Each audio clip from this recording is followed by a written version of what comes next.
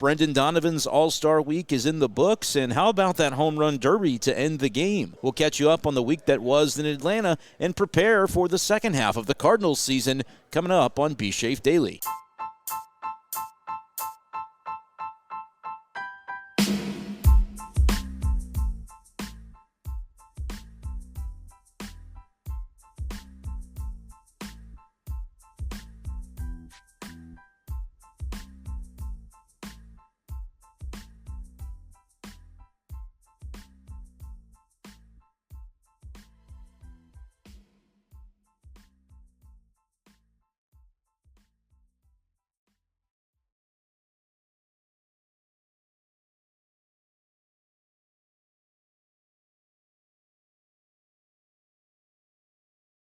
What's going on, everyone, and welcome into this edition of B-Schaeff Daily. Brenden Schaeffer with you. It is now the 17th of July, 2025. We're deep into the All-Star break, as I have been swamped all week here in Atlanta covering the All-Star festivities on Monday and Tuesday, and I've spent the last 2 days here at SEC Media Days. But I finally have a break here. I'm at the College Football Hall of Fame in Atlanta. A little break to sit back and maybe talk a little bit of Cardinals baseball for a change, right? It's been all football mode for me. So I'm excited to recap the week that was here in Atlanta and a wonderful event put on by Major League Baseball when it comes to the All-Star Game. Of course, kind of a weird sports day with really no games at all. And even the golf tournament was basically overnight because it's over across the pond. So I don't know what anybody else is doing with their sports viewing habits on Thursday night because there's just not a lot going on. But what that means is maybe you have a little time to catch up with some B-Schaeff Daily. So Brendan Donovan, of course, was the Cardinals All-Star representative. And as we all figured he would, he put together a really strong showing. A couple of base hits in the All-Star game. He had an opportunity there with the game on the line in the bottom of the ninth to potentially walk it off for the National League. And boy, that would have been cool. But you can't take anything away from him. 2 for 3 in this game. He ends up scoring a run on a Pete Alonso homer. That was an interesting moment in the game as Bobby Witt Jr. couldn't quite rob Brendan Donovan of that infield hit. Put him on base ahead of the Alonso bomb against Chris Bubich. So some Cardinals and Royals getting involved in the fun. But, of course, what everybody takes away from the All-Star game was the way that it ended. We finally got to see a swing-off, and boy, was it kind of interesting, right? Everybody sort of expected, oh, well, if they ever have a swing-off in the All-Star game, of course, we're going to get to see the game's best going at it. Aaron Judge against Shohei Ohtani and those types of names.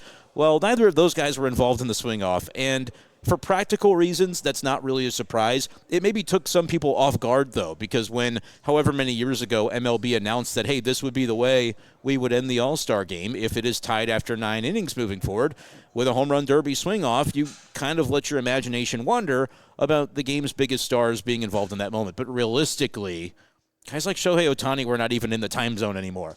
They had long since left the ballpark down in Atlanta in the Battery there, Truist Park.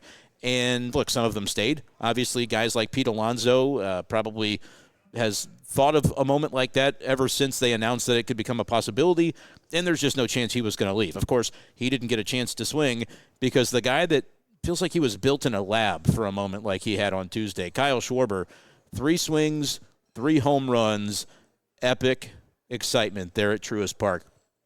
Kind of crazy that Dave Roberts put those Atlanta Braves fans, though, in the position that they had to be rooting for their division rivals. Kyle Schwarber, obviously, on the Phillies. And if it had come to it, you might have had a New York Met, Pete Alonso, swinging for the fences in the final moments of that All-Star game. But he didn't get his chance based on what Schwarber was able to do. So kind of silly that way. How about the Kyle Stowers invitation to that moment as well? Evidently, he was not anticipating it.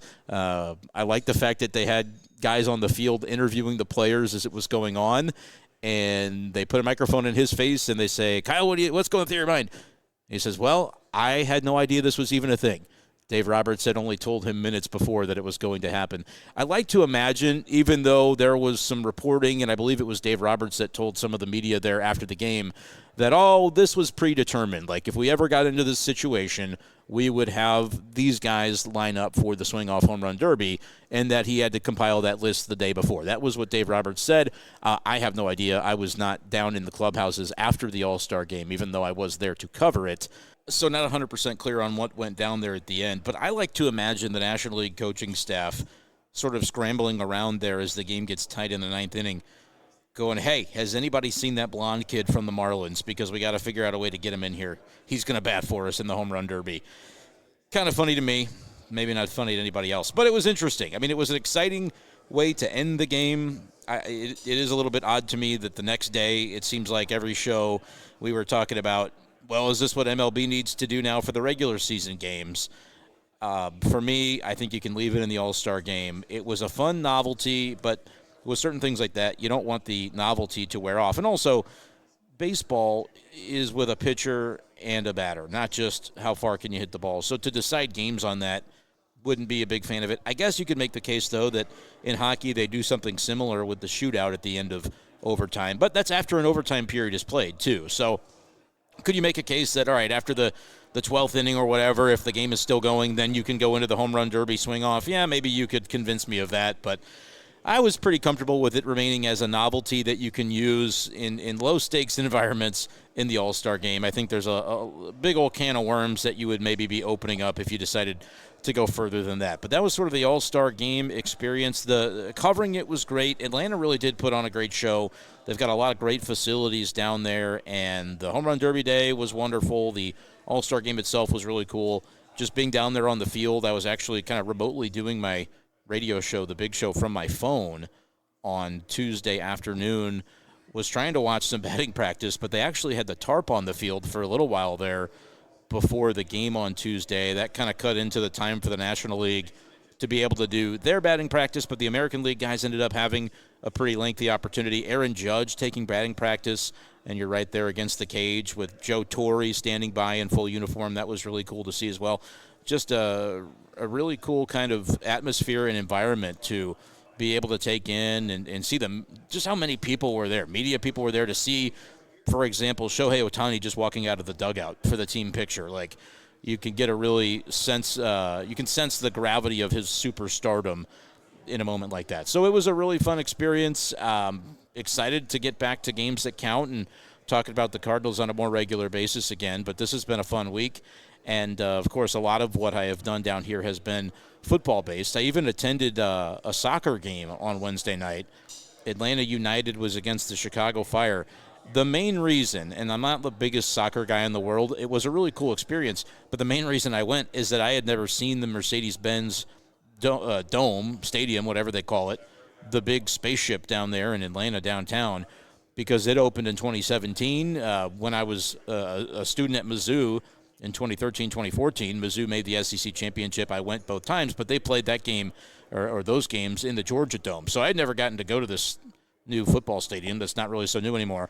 And when I found out, there's a soccer game, there's tickets that we can have access to through the SEC Media Days, I was like, yeah, absolutely, I'm in.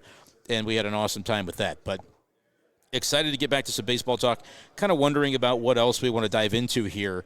There were some interesting topics that came from a meeting that baseball writers got a chance to have, a Q&A with Tony Clark of the MLB Players Association and then Rob Manfred, the commissioner of Major League Baseball. Just a lot of big overarching topics surrounding the league right now, and hearing Rob Manfred get into some of them. I'm not encouraged necessarily when it comes to probably the most daunting of those topics, which is the potential of a work stoppage beginning December 1st, 2026. It really seems like a distinct possibility that could come to fruition with those two sides, the Players Association and the league, the ownership on very separate sides of the room and sides of the negotiating table.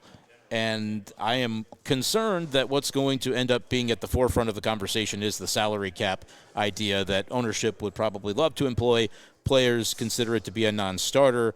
And I just don't know exactly the way those two sides are going to bridge that gap on something that's, they disagree so fundamentally in terms of the structure of the pay scale and the way that it's done in Major League Baseball. So that could be a situation where the sides really do dig their heels in. And whether that impacts things like the Cardinals offseason might be kind of interesting, because if there's a completely different structure another year or two from now in Major League Baseball, will the Cardinals necessarily want to be putting a lot of money on the books and locking in long-term contracts? That's going to be another conversation that I think it's possible that has some impact on the way that a Chaim Bloom-run St. Louis Cardinals would operate.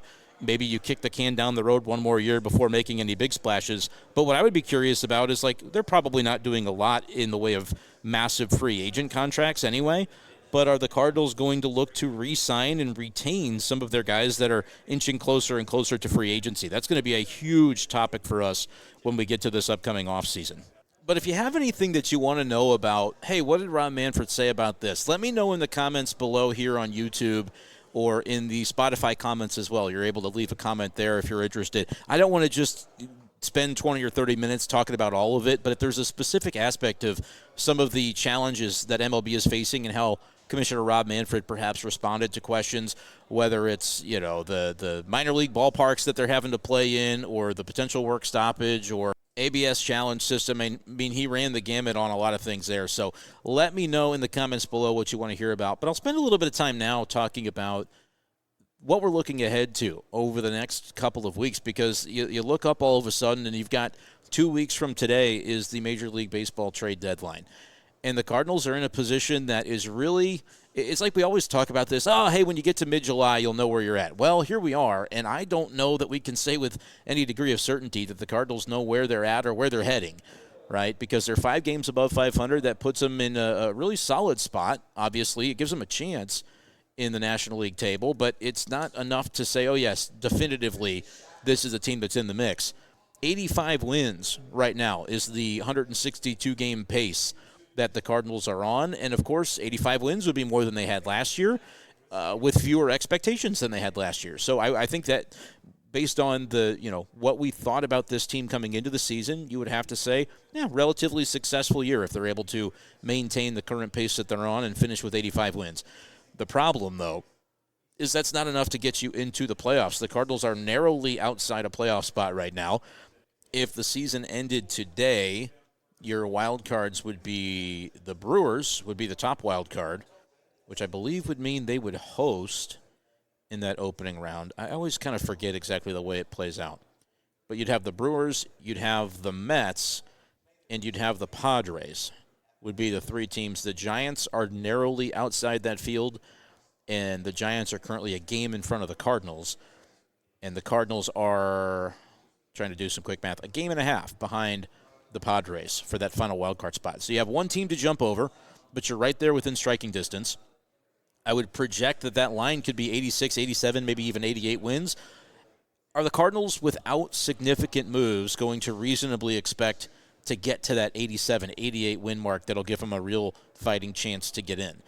That is a difficult proposition for me right now, because when I look at those other teams, they came in with different circumstances than the Cardinals this year.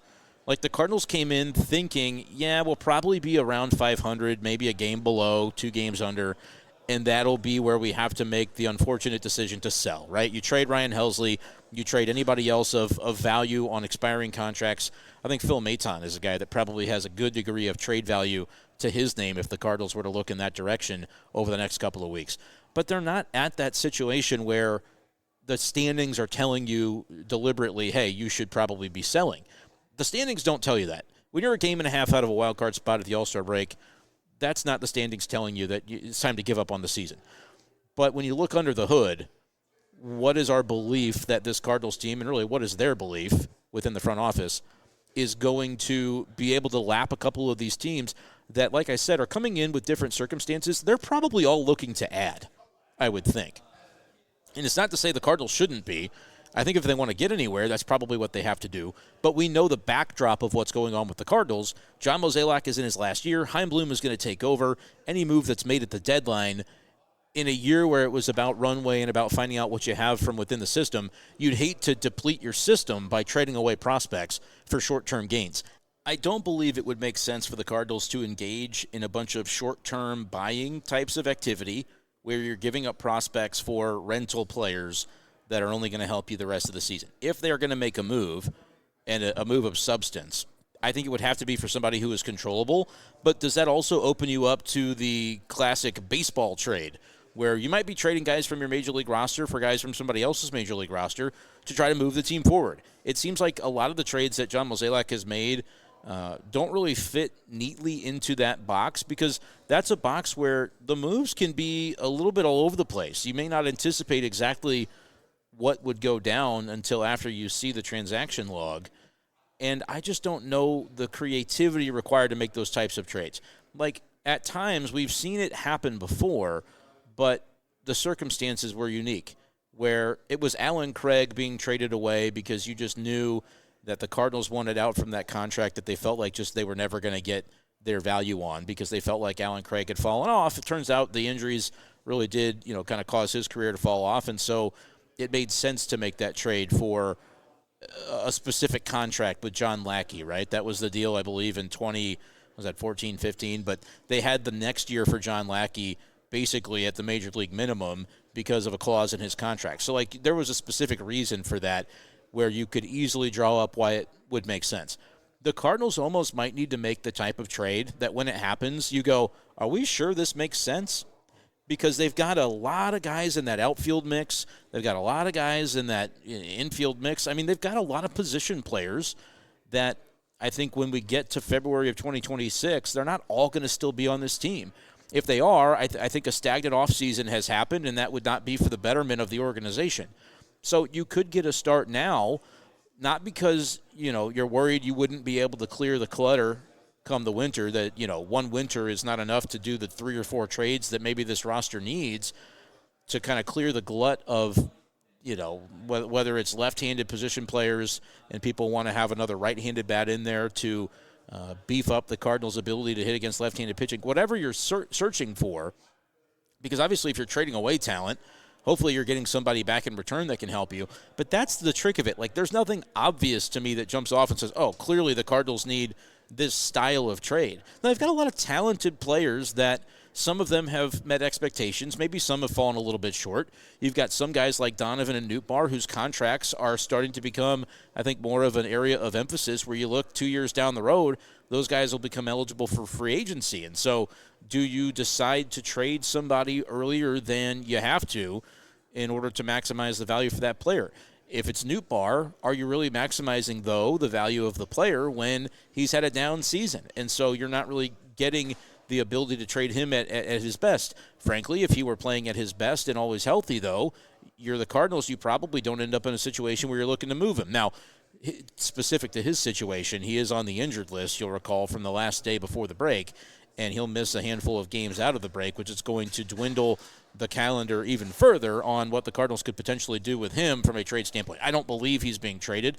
I'm just bringing it up because you could make a little bit of a conversation point about 5, 6, 7, 8 different guys on this roster and say, are you positive he'll be on the team in February?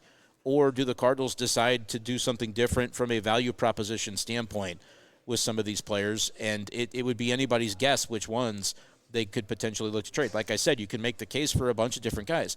Okay, Alec Burleson, is he a middle-of-your-order bat for the next 5 years, or is he somebody that you capitalize on the talent within his bat? You trade him because you can get a piece that fits your roster a little bit more smoothly from a defensive standpoint. Or do they think enough of the strides that Burley has made in the outfield to be able to count on him in one of those corner outfield spots for a long time to come? You say, well, just DH him if you're worried about the offense and the defense combining into something that makes sense. Well, Ivan Herrera is going to need to be DHing. And is he going to be somebody that by 2026 can be an outfield option for the Cardinals? Because he's not going to be a regular behind the plate.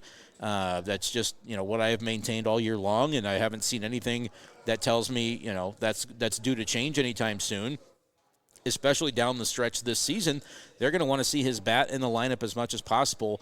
And to accomplish that, I think having him in there as the designated hitter is something you're likely to see more often than not.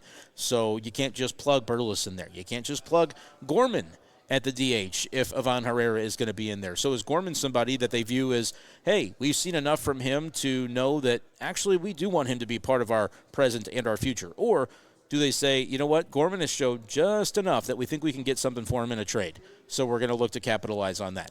You could have this conversation with just about everybody on the team. Not everybody. Obviously, certain guys have contracts. Guys like Contreras, you know the drill. Arenado, you know the drill. Those are veteran players. already being paid, right? Victor Scott, Mason Wynn, those guys aren't going to be discussed for trade because you've got lots of team control over those guys, and they're defensive stalwarts that if they continue to excel and improve at the plate, you're going to have all-star caliber players that are very exciting to watch for a number of years to come. Those are the kind of guys that I think you extend those contracts because you're not super close to free agency. You might be able to buy out a couple of the free agent years for those guys and tell Cardinals fans, hey, we've got these guys around for the long haul, and you can go ahead and buy their jerseys, right?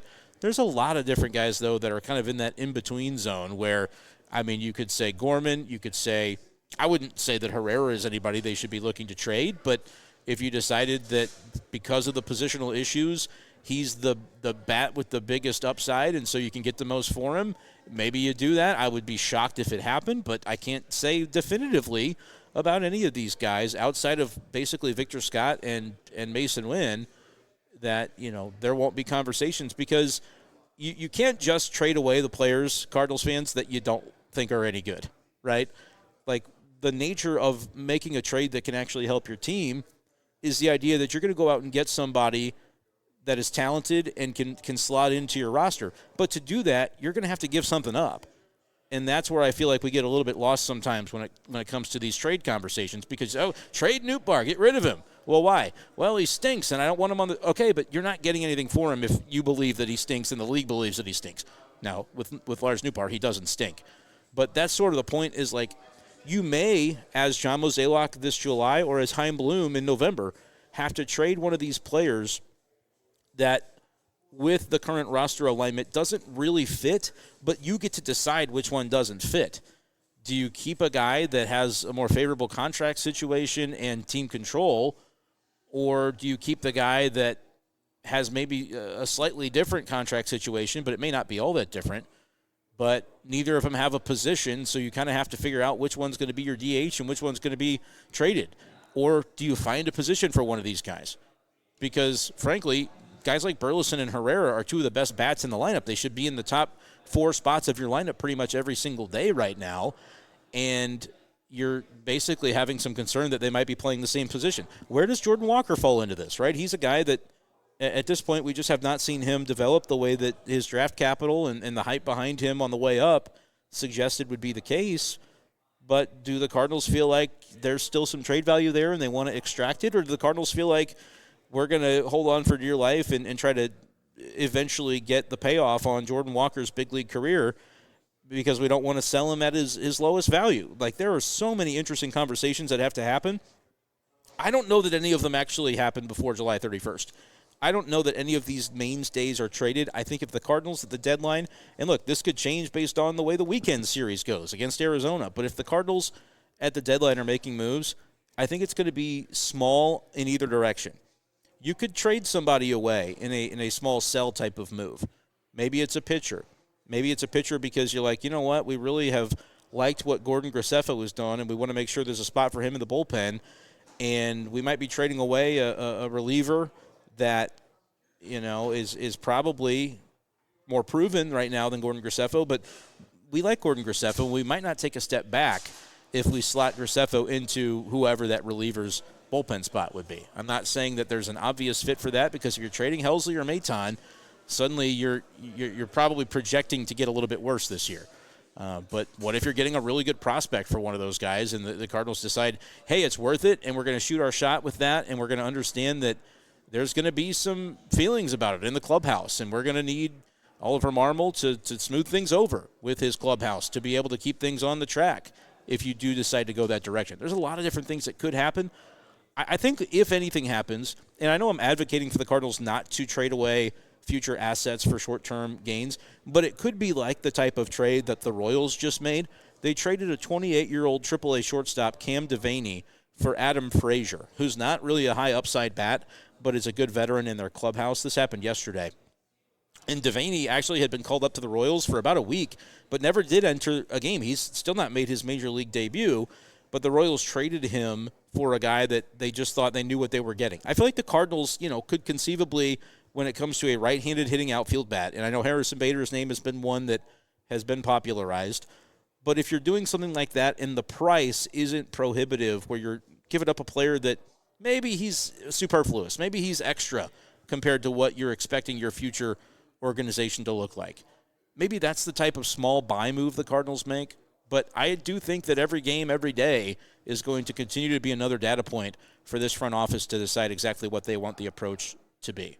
But that's going to do it for this edition of the show. Appreciate you guys for listening as always, and stay tuned for the weekend as we get some baseball back in our lives. Cardinals taking on the Arizona Diamondbacks out west on Friday night. You can stay tuned to this channel or follow b-schaeff Daily on Spotify for more Cardinals coverage all season long. That'll do it for this edition of the show, and we'll talk to you next time on b-schaeff Daily.